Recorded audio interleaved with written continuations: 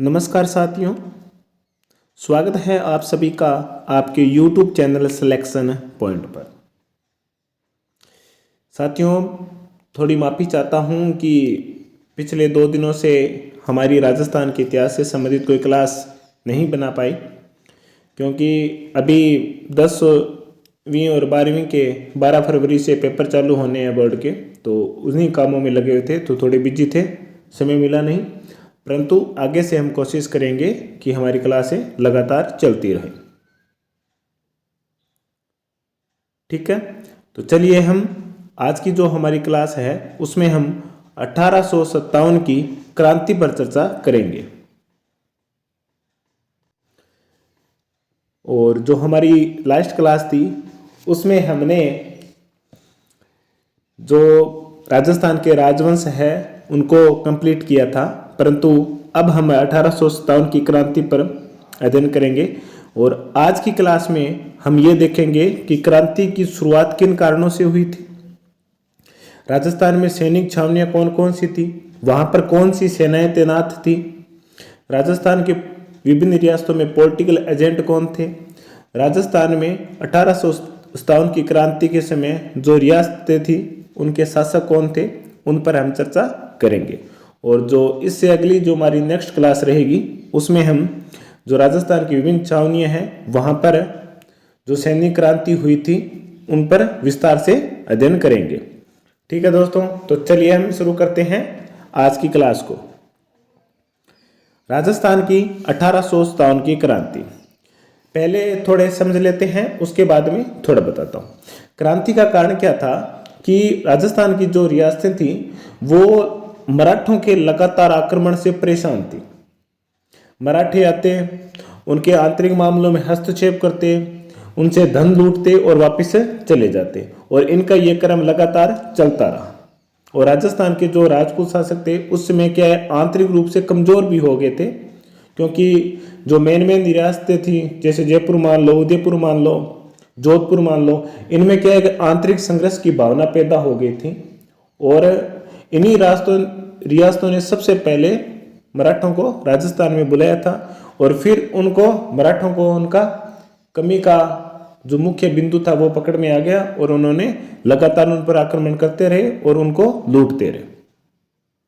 ठीक है, तब ईस्ट इंडिया कंपनी ने अपना कार्य वहां पर राजस्थान में शुरू किया था, और अंग्रेज अधिकारी भी आ गए थे और अंग्रेजियों के साथ उनकी सेना भी थी। तब रियासतों ने, शासकों ने क्या किया कि हम इन अंग्रेजों से संधि कर लेते हैं, जिससे क्या होगी कि ये हमें मराठों से रक्षा करेंगे।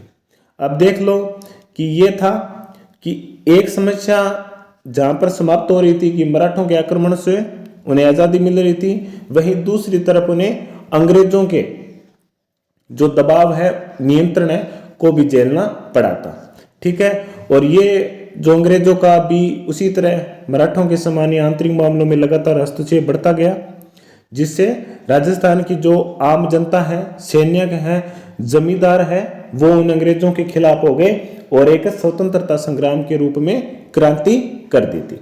ठीक है, तो चलिए अब लाइन टू लाइन इन पर अध्ययन करते हैं। राजस्थान में मराठों ने सर्वप्रथम 1711 में मेवाड़ क्षेत्र में प्रवेश कर यहाँ पर धन एकत्रित किया था, यानी धन लुटा था। तो राजस्थान में सबसे पहले मराठों का प्रवेश कहां पर हुआ था? मेवाड़ में। एक बात। दूसरा, राजस्थान में मराठों ने आंतरिक राजनीतिक मामलों में सबसे पहले प्रवेश कहां किया था? 1734 में बूंदी के उत्तराधिकारी युद्ध में। ठीक है, इसके अलावा मराठों का जो एक कलंक था वो था कृष्णा कुमारी विवाद, जिसमें कृष्णा कुमारी ने आत्महत्या की थी। ठीक है, तो ये कुछ कारण रहे हैं मराठों के आगमन के कारण। मेवाड़ में प्रवेश होने के बाद में मराठों का राजस्थान के आंतरिक मामलों में लगातार हस्तक्षेप बढ़ता गया था।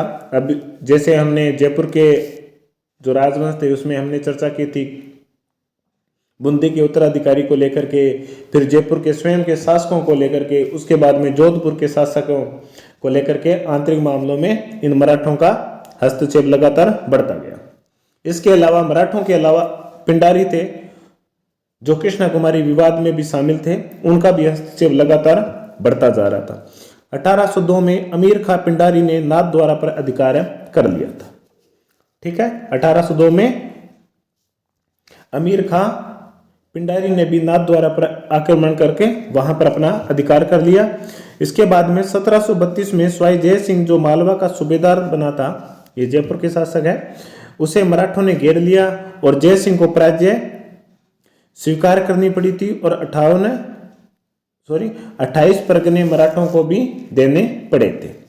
ठीक है, ये मराठों के राजस्थान में प्रवेश हैं और मराठों के द्वारा जो शोषण राजस्थान के तत्कालीन शासकों को किया गया था, उनके जो मुख्य बिंदु हैं जो परीक्षा की दृष्टि से हो सकते हैं महत्वपूर्ण, उन पर थोड़ी चर्चा कर रहे हैं हम अभी। ठीक है, मराठों तथा पिंडारियों के लगातार आक्रमण से परेशान होकर के राजस्थान की रियासतों ने 1803 में अंग्रेजों से सहायक संधि की थी। कब की थी? अंग्रेजों से संधि कब की थी? 1803 में। कौन सी संधि थी? सहायक संधि थी। ठीक है, इस संधि का नाम याद रखना। ठीक है, 1803 में राजस्थान की रियासतों ने जो संधि की थी वो क्या थी? सहायक संधि थी, जो अंग्रेज अधिकारियों से की गई थी। इस संधि के अनुसार अंग्रेज तथा राजपूत के मध्य मैत्रीपूर्ण संबंध रहेंगे तथा कंपनी इन राज्यों के आंतरिक मामलों में प्रवेश नहीं करेगी और दूसरा न्याय ही इन राज्यों से खिराज लेगी। इस संधि की शर्त थी, जो सहायक संधि की गई थी अंग्रेजों के द्वारा राजस्थान के शासकों के द्वारा। उस संधि की शर्त क्या थी कि अंग्रेज और राजपूत आपस में मैत्रीपूर्ण संबंध रखेंगे, 1 नंबर। 2 नंबर, अंग्रेज इन राजपूत रियासतों से खिराज भी नहीं लेंगे और तीसरा, इनके आंतरिक मामलों में हस्तक्षेप भी नहीं करेंगे। ठीक है, और इस संधि के तहत राजस्थान की वह कौन सी पहली रियासत है जिन्होंने संधि की थी? वो है 29 सितंबर 1803 को भरतपुर के शासक रणजीत सिंह ने और उसके बाद में 14 नवंबर 1803 को अलवर के शासक बख्तावर सिंह ने संधि की थी। ठीक है, ये कौन सी संधि है? सहायक संधि है। क्योंकि कई बार कंफ्यूज हो जाते हैं बच्चे कि एक तो 1817 में सबसे पहले संधि किसने की थी? करौली ने, जिसका हम आगे पढ़ेंगे, और एक 1803 में भरतपुर ने सबसे पहली संधि की थी। ठीक है, तो प्रश्न आ जाता है कि निम्नलिखित में से कौन सी रियासत है जिन्होंने अंग्रेजों के साथ संधि की थी। अब उसमें हम इतनी लाइन पढ़ेंगे, परंतु अब उसमें आपको इस बात का भी ध्यान रखना है कि वो सहायक संधि की बात कर रहा है या अधीनस्थ पार्थक्य की नीति का बात कर रहा है। ठीक है, तो कंफ्यूज होने की इसमें कोई बात नहीं है, आप थोड़ा सा ध्यान में रखना। सहायक संधि के तहत सबसे पहले भरतपुर और अलवर, ठीक है, और अधीनस्थ पार्थक्य की नीति के तहत उसके बारे में हम आगे पढ़ेंगे। और यहीं पर बता देता हूं करौली और उसके बाद में कोटा रियासत। ठीक है, परंतु अंग्रेजों ने इन संधि को अवहेलना करनी प्रारंभ कर दी और उन्होंने राजपूत रियासतों के आंतरिक मामलों में हस्तक्षेप करना भी शुरू कर दिया था। जैसे कि भरतपुर के रणजीत सिंह की मृत्यु के बाद में और अलवर के शासक बख्तावर सिंह की मृत्यु हो गई थी, उसके बाद में भी इन्होंने अंग्रेजों ने उनके आंतरिक जो राजनीतिक मामले हैं उनमें हस्तक्षेप करना प्रारंभ कर दिया था। ठीक है, इसके बाद में नवंबर 1817 में अंग्रेजों ने अधीनस्थ पार्थक्य नामक की एक नई संधि राजपूत शासकों के साथ की थी। कौन सी संधि? अधीनस्थ पार्थक्य की। कब? नवंबर 1817 में। नवंबर 1817 में अंग्रेजों ने अधीनस्थ पार्थक्य नाम की एक नई संधि राजपूत शासकों से की थी। इस संधि के तहत जो सर्वप्रथम रियासत थी वो थी 15 नवंबर 1817 को करौली, जिसके शासक थे तत्कालीन हरबख्श पाल। इसके अलावा दिसंबर 1817 में कोटा रियासत ने संधि की थी और कोटा रियासत के उस समय जो तत्कालीन शासक थे वो थे उमेद सिंह। ठीक है, उमेद सिंह याद रखना। और जो सबसे अंत में संधि की थी अधीनस्थ पार्थक्य की, वो रियासत थी सिरोही, जिन्होंने 1823 में की थी और यहाँ के जो शासक थे वो थे शिव सिंह। कौन थे? शिव सिंह। ठीक है, इस बात का आपको ध्यान में रखना है कि सहायक संधि के तहत सबसे पहले किस रियासत ने संधि की थी? भरतपुर ने और अलवर ने। और अधीनस्थ पार्थक्य की नीति जो 1817 में थोपी गई थी, उसके तहत संधि किसने की थी? करौली और कोटा ने। और सबसे अंत में सिरोही ने की थी 1823 में। ठीक है, तो इन दोनों बातों को थोड़ा ध्यान में रखना, और दोनों ही बातें अलग अलग है। एक में सहायक संधि है और दूसरे में अधीनस्थ पार्थक्य की संधि है। ठीक है, चलिए आगे चलते हैं। आगे हम उन शासकों के बारे में चर्चा करेंगे जो इस संधि के समय राजस्थान की प्रमुख रियासतों के थे। कोटा रियासत के उस समय शासक कौन थे?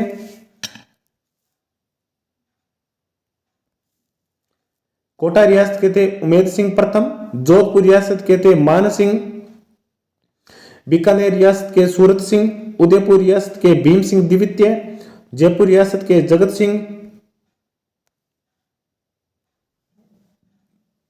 किशनगढ़ के कल्याण सिंह,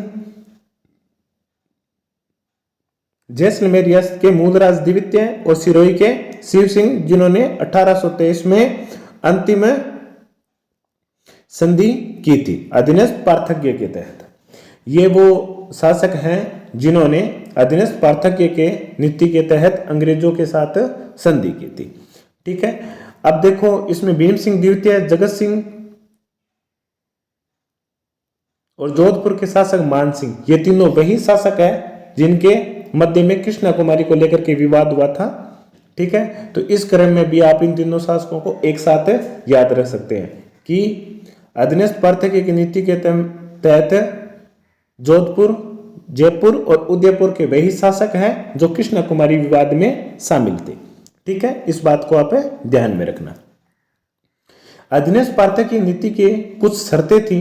वो शर्तें क्या थी कि इसमें जो हमारी सहायक संधि थी उसमें हमने देखा कि अंग्रेज खिराज नहीं लेंगे और न ही आंतरिक मामलों में हस्तक्षेप करेंगे। परंतु अधीनस्थ पार्थक्य की नीति में क्या था? अंग्रेज इनके आंतरिक मामलों में हस्तक्षेप भी करेंगे, इनकी विदेश नीति का भी अपने नियंत्रण में रखेंगे। इसके अलावा प्रत्येक रियासत में एक पॉलिटिकल एजेंट भी नियुक्त होगा। ठीक है, और इसके अलावा अंग्रेजों की सर्वोच्चता है वो स्वीकार की जाएगी। परंतु जो शासकों के लिए था कि वो उनके जो उत्तराधिकारी है वो वंशानुगत पद्धति पर ही चलते रहेंगे और बाहरी आक्रमण होंगे तब अंग्रेज इनकी रक्षा भी करेंगे। ठीक है, चलिए पॉइंट टू पॉइंट अध्ययन करते हैं कि इस संधि के द्वारा रियासत शासकों ने अंग्रेजों की सर्वोच्चता को स्वीकार कर ली थी। ठीक है, इस संधि के द्वारा अंग्रेजों की सर्वोच्चता को स्वीकार किया गया था। दूसरा पॉइंट है अंग्रेजों ने शासकों के रियासतों पर वंशानुगत राज्य अधिकार को ही स्वीकार कर लिया था। ठीक है, वंशानुगत ही रहेंगे इनके राज्य अधिकार क्षेत्र। इसके अलावा इस संधि के तहत प्रत्येक राज्य में अंग्रेज अधिकारियों के द्वारा एक पॉलिटिकल एजेंट रहेगा। ठीक है, इसके अलावा रियासती शासकों को अपने विदेश नीति अंग्रेजों को सौंपनी पड़ेगी, यानी कि वो विश्व में किसी अन्य रियासत के साथ अगर कोई भी समझौते करते हैं तो वो अंग्रेज ही उनकी देखरेख करेंगे। इसके अलावा अंग्रेज बाहरी आक्रमणों से रियासतों की रक्षा करेगी और रियासतें इनके बदले में वार्षिक खिराज यानी कि जो कर है वो भी देगी किन्हें? अंग्रेजों को। अब इसमें संधि की शर्तें इसलिए महत्वपूर्ण है क्योंकि कई बार प्रश्न में इस प्रकार का पूछा जा सकता है कि अधीनस्थ पार्थक्य की नीति के तहत कौन कौन सी संधि थोपी गई थी, ठीक है, अंग्रेजों के द्वारा। तो इस प्रकार के प्रश्न भी पूछे जा सकते हैं, ध्यान में रखना। और इसमें जो सबसे महत्वपूर्ण प्रश्न पॉइंट है वो ये है, इसे ध्यान में रखना कि राजस्थान में पॉलिटिकल एजेंटों की जो प्रत्येक रियासतों में नियुक्त किए गए थे, किस संधि के तहत नियुक्त किए गए थे? तो वो थी अधीनस्थ पार्थक्य की संधि। कौन सी? अधीनस्थ पार्थक्य की संधि। अगर अधीनस्थ पार्थक्य की संधि का नाम नहीं आता है तब अगर सन पूछा जाता है सीधा कि किस वर्ष की संधि के तहत पॉलिटिकल एजेंट की नियुक्ति की गई थी, तब आप 1817 को ध्यान में रखना। ठीक है, तो इस बात को आप मोस्ट इंपोर्टेंट करते हुए ध्यान में रखना, पूछे जा सकते हैं। चलिए आगे चलते हैं। आगे क्या हुआ कि अंग्रेजों ने इन संधियों को क्या करना? अवहेलना करनी शुरू कर दी। अवहेलना के कुछ उदाहरण भी देखते हैं। कि अंग्रेजों ने डूंगरपुर के शासक थे जसवंत सिंह को गद्दी से हटा करके प्रतापगढ़ के शासक के पौत्र दलपत सिंह को वहां का शासक नियुक्त कर दिया था। ठीक है, ये अब जो राज्य अधिकार वाली जो बात थी ना वंशानुगत कि उसकी अवहेलना कर दी। इसके अलावा अंग्रेजों ने जयपुर की जो राजमाता थी बटियाणी को भी अधिकारच्युत करने का प्रयास किया था। ये बटियाणी कौन है? राम सिंह द्वितीय की माता थी। जब राम सिंह द्वितीय अल्प आयु में थे तो इन बटियाणी ने ही राज सिंहासन को संभाला था। तब अंग्रेजों ने क्या किया था कि जयपुर मुख्य रियासत है राजस्थान की, तो हम क्या करते हैं कि राम सिंह अल्पायु है, हम इन बटियाणी को हटा करके वहां पर अपना अधिकार कर लेते हैं। ठीक है, जिससे क्या हुआ कि जनता में आक्रोश की भावना पैदा होने लगी कि ये जो बाहरी सत्ता है, अंग्रेजी हुकूमत है, वो धीरे धीरे हमारे राजघरानों पर, हमारे संस्कृति रीति रिवाजों पर अपना अधिकार करते जा रहे हैं। इसके अलावा कोटा के में भी अंग्रेजों ने तत्कालीन महाराव किसार लिखा है यहाँ पर किशोर कर लेना, किशोर सिंह को हटा करके फौजदार जालिम सिंह का समर्थन किया था। ये फौजदार था जालिम सिंह। ठीक है, और इसके बाद में क्या हुआ कि झालावाड़ को एक पृथक रियासत बना दिया और 1838 की बात है, और वहां पर झाला मदन सिंह को शासक के रूप में भी नियुक्त कर दिया था। ठीक है, चलिए आगे चलते हैं। इसके बाद में झालावाड़ को कोटा से पृथक कर मदन सिंह झाला को शासक बनाकर 1838 में झालावाड़ का नया राज्य स्थापित कर दिया था। अब प्रश्न इस प्रकार के भी पूछे जा सकते हैं कि अंग्रेजों के द्वारा राजस्थान में किस रियासत की स्थापना की गई थी, तो वो थे झालावाड़, और झालावाड़ के प्रथम शासक कौन थे? मदन सिंह झाला था। और एक बात और कि झालावाड़ जो चित्रकला है वो किसके समय स्वतंत्र रूप से पल्लवित हुई थी, तो वो है मदन सिंह झाला, जो अभी हाल ही में रीट का पेपर हुआ था उसमें ये प्रश्न पूछा गया था।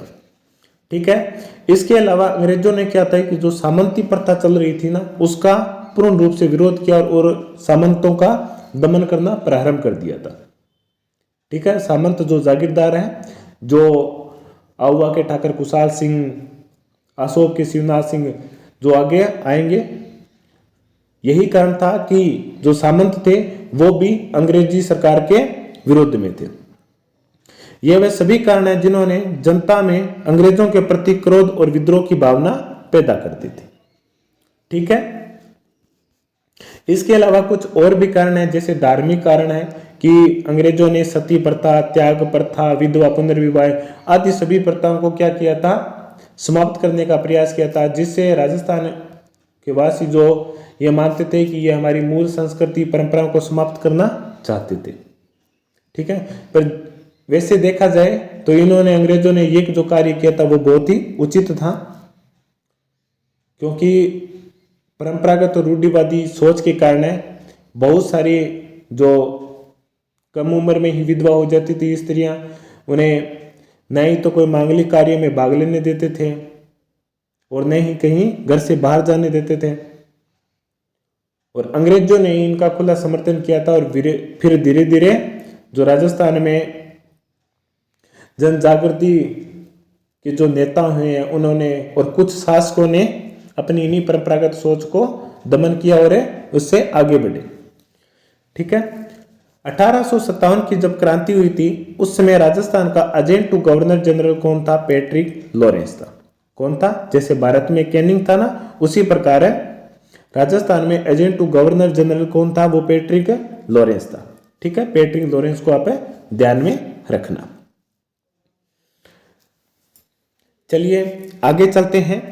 आगे हम देखेंगे कि क्रांति के समय जो राजस्थान की प्रमुख रियासतें थी वहां पर कौन कौन से पॉलिटिकल एजेंट भी तैनात किए गए थे।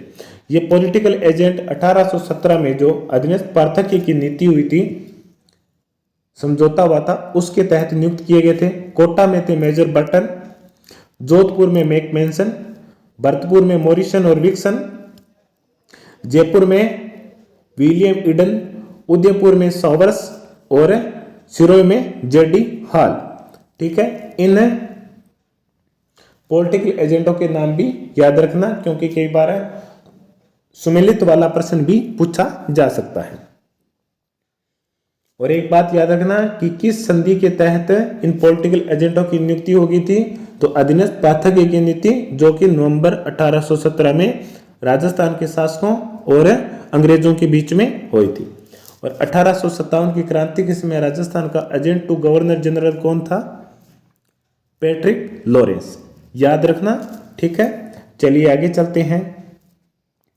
आगे हैं कि राजस्थान की जो प्रमुख रियासतें थी उनमें 1857 की क्रांति के समय कौन कौन से शासक थे, उनको भी ध्यान में रखना, क्योंकि कई बार इन शासकों से संबंधित प्रश्न भी पूछे जा सकते हैं। तो पहले बात करते हैं कोटा में उस समय थे राम सिंह, भरतपुर में जसवंत सिंह, जयपुर में राम सिंह द्वितीय, बीकानेर में सरदार सिंह, करौली में मदनपाल सिंह, बूंदी में राम सिंह, झालावाड़ में पृथ्वी सिंह, डूंगरपुर में उदय सिंह, प्रतापगढ़ में दलपत सिंह, जोधपुर में तख्त सिंह, उदयपुर में स्वरूप सिंह, सिरोही में शिव सिंह, धौलपुर में भगवतन सिंह, टोंक में नवाब वजीरुद्दौला, अलवर में विनय सिंह, जैसलमेर में रणजीत सिंह और बांसवाड़ा में लक्ष्मण सिंह। बांसवाड़ा में कौन थे? लक्ष्मण सिंह। ठीक है, तो ये 1857 की क्रांति के समय राजस्थान की प्रमुख रियासतों के शासक हैं, इनका नाम याद रखना। और इन्हें याद रखने का एक तरीका बता देता हूँ, एक साथ याद करोगे होंगे नहीं, आप रोज के 2-3 इस प्रकार याद कर सकते हो। यह एक अन्य तरीका और है, जैसा कि हम करते थे कि जहाँ पर खाना बनाते हैं ना रसोई में, तो उसके सामने दीवार पर चिपका लेते थे और खाना बनाते बनाते 1-2 बार आंख में के देख लेते थे, तो जिससे कि आपको कंठस्थ हो जाएंगे। ठीक है, ये देसी नुस्खे हैं जो बहुत कम आपको बताएंगे। ठीक है, चलिए आगे चलते हैं। अब आगे हम बात करते हैं कि राजस्थान में 1857 की क्रांति के समय सैनिक छावनियां कौन थी और इनमें सैनिक छावनियों में कौन कौन सी सैनिक टुकड़ियां विद्यमान थी। ठीक है, और इससे पहले हम एक बार पुनः चर्चा कर लेते हैं कि 1857 की जो क्रांति थी उनके होने के कारण क्या थे। पहली बात कि 1857 की क्रांति में सबसे पहले शुरुआत उस समय हो गई थी जब मराठा लगातार राजस्थान के आंतरिक मामलों में हस्तक्षेप कर रहे थे और मराठों से बचने के लिए अंग्रेजों के साथ उन्होंने समझौते किए थे। अब जिस प्रकार अंग्रेजों से उन्होंने समझौते किए थे, परंतु अंग्रेजों ने उन जो संधि की शर्तों थी उनका अवहेलना करना प्रारंभ कर दिया था। राजस्थान के धार्मिक मामले हो, राजनीतिक मामले हो, आर्थिक मामले हो, सामाजिक मामले हो या सैनिक मामले हो, हर मामलों में अंग्रेजी हुकूमत ने राजस्थान निवासियों या देशवासियों का शोषण किया था, जिससे हर आम जनता, सैनिक और तीसरी थी सामंत, जागीरदार जिसे जमींदार बोलते हैं, वो इन तीनों ने मिलकर की इस 1857 की क्रांति को एक आधार प्रदान किया था और मुख्य क्रांतिकारी यही थे। अगर 1857 की क्रांति में शासक थे, अगर वो अपना समर्थन किन्हें देते? क्रांतिकारियों को, तो अंग्रेज उसी समय राजस्थान से या भारत से छोड़ के चले जाते थे। परंतु जो शासक थे उन्होंने किनका साथ दिया था? अंग्रेजी सरकार का दिया था। और उसके बाद में अंग्रेजों ने उन्हें तरह तरह के इनाम और पुरस्कार भी किया था। तो ये वो सभी कारण हैं जिनके कारण राजस्थान में 1857 की क्रांति ने आग पकड़ी और वो धीरे धीरे पूरे राजस्थान में फैल गई थी। ठीक है, सैनिक छावनियां थी नसीराबाद जो कि अजमेर में है, नीमच जो वर्तमान में कहां पर है? एमपी में है, देवली टोंक में है, ब्यावर अजमेर में है, खेरवाड़ा उदयपुर में है, एरिनपुरा पाली में, ये मारवाड़ क्षेत्र है। ठीक है, तो ये 6 सैनिक छावनियां हैं जिन्होंने 1857 की क्रांति के समय थी। अब आगे चलते हैं कि क्रांति के दौरान सैनिक छावनियों में कौन कौन सी सैनिक टुकड़ियां विद्यमान थी। देवली में कोटा कंटीजेंट, ब्यावर में मेयर रेजिमेंट, एरिनपुरा में जोधपुर लीजन, खेरवाड़ा में भीलकोर और नसीराबाद में 15वीं और 30वीं बंगाल नेटिव इन्फेंट्री थी। ठीक है, और एक बात जो सबसे महत्वपूर्ण है कि राजस्थान में जब 1857 की क्रांति प्रारंभ हुई थी उस समय कोई भी यूरोपीय सिपाही राजस्थान में तैनात नहीं था। एक भी यूरोपीय सैनिक राजस्थान में तैनात नहीं था। जो ये सैनिक छावनियां थी 6, वहां पर केवल देसी जो सैनिक थे, राजस्थानी सैनिक थे, वो ही विद्यमान थे। कोई भी विदेशी सैनिक वहां पर विद्यमान नहीं था। ठीक है, अब आप इस बात को याद रखना कि दिल्ली में कोटा कंटीजेंट, ब्यावर में मेयर रेजिमेंट, एरनपुरा में जोधपुर लीजन, खेरवाड़ा में भील कोर और नसीराबाद में 15वीं और 30वीं बंगाल नेटिव इन्फेंट्री थी। ठीक है, अब बात करते हैं कि 1857 की जो क्रांति थी वो 28 मई को प्रारंभ हुई थी और कहां से हुई थी? नसीराबाद से हुई थी। क्रांति का कारण क्या था कि नसीराबाद में, जो कि अजमेर में स्थित है, और वहीं अजमेर में क्या था, एक शस्त्रागार था जहां पर अंग्रेजों के शस्त्र रखे हुए थे। वहां पर क्या हुआ कि ये 15वीं बंगाल नेटिव इन्फेंट्री मौजूद थी। तो जैसे ही अंग्रेज अधिकारियों को इस क्रांति की भनक मिली तो उन्होंने इस बंगाल नेटिव इन्फेंट्री को वहां से हटा करके उन्हें नसीराबाद भेज दिया। तो जिससे क्या हुआ कि इन सैनिकों के मन में ये भावना पैदा होगी कि अंग्रेज अधिकारी उन पर विश्वास नहीं करते हैं, और यही कारण, और इसके बाद में एक जो तात्कालीन कारण था, जो विभिन्न प्रकार के फकीर और पंडित थे जो घूम फिर के बता रहे थे क्रांति के संदेश वाहक के रूप में, कि जो आपको खाने को आटा दिया जाता है उसमें सुअर और गौ का हड्डियों का चूरा मिला हुआ है, और ये अंग्रेज अधिकारी आपकी जो धार्मिक भावना है उसका दमन करना चाहते हैं। तो ये सभी कारण रहे थे कि 1857 की क्रांति ने आग पकड़ ली और राजस्थान में ये क्रांति नसीराबाद से 28 मई को प्रारंभ हुई थी। भारत में पूछा जाए तो 10 मई को मेरठ से ये क्रांति प्रारंभ हुई थी। ठीक है दोस्तों, तो ये थी हमारी आज की क्लास, और आज की क्लास को हम यहीं पर समाप्त करते हैं। आज की क्लास में आपने देखा कि हमने 1857 की जो क्रांति का प्रारंभिक स्वरूप था, कि क्या कारण रहे होंगे कि 1857 की क्रांति प्रारंभ हुई, उनके जो मूल जड़ थे उनके बारे में भी चर्चा की थी। जैसा कि मैं हर बार आपको बताता हूँ कि हो सकता है कि इस क्रांति के बारे में जो नसीराबाद से शुरू हुई थी उसके आगे आगे प्रश्न पूछा जाए, परंतु कई बार क्या होता है कि हमारे प्रश्न हमारी समझ के आधार पर भी पूछे जाते हैं, जो अभी हाल ही की भर्तियों में पूछे जाते हैं। तो इसके लिए क्या हुआ कि आपको जो क्रांति के मूल कारण थे, किस प्रकार शुरू हुई थी, उनके बारे में थोड़ा बताया गया था। हमने बहुत बार बोला है कि हम लाइन टू लाइन अध्ययन नहीं करवाएंगे, हम पूरे विस्तार से करवाएंगे ताकि आपको हर स्टेप बाय स्टेप समझ में आए। और ये जो समझ के जो पॉइंट बनाए हुए हैं वो किसी गाइड से नहीं है, वो हमारे आरबीएससी और एनसीईआरटी की किताबों से ही बने हुए हैं। ठीक है, और इसी प्रकार आप हमसे लगातार जुड़ते रहें और राजस्थान के इतिहास को और राजस्थान की कला संस्कृति को आप आरबीएससी और एनसीईआरटी की किताबों से बड़े ही आसानी से कंप्लीट भी कर लेंगे पेपर के समय रहते हुए भी, क्योंकि समय कम है। तो अगर हम एक एक किताब लेकर के पढ़ेंगे तो इतने में हमसे अच्छी प्रकार से पढ़ा भी नहीं जाएगा और न ही रिवीजन होगा। तो इसलिए हमने क्या किया कि इन 6 से 12 तक की किताबों को एक साथ आपके सामने प्रेजेंट किया है। ठीक है, तो चलिए दोस्तों, मिलते हैं हमारी अगली क्लास में। जय हिंद, जय भारत।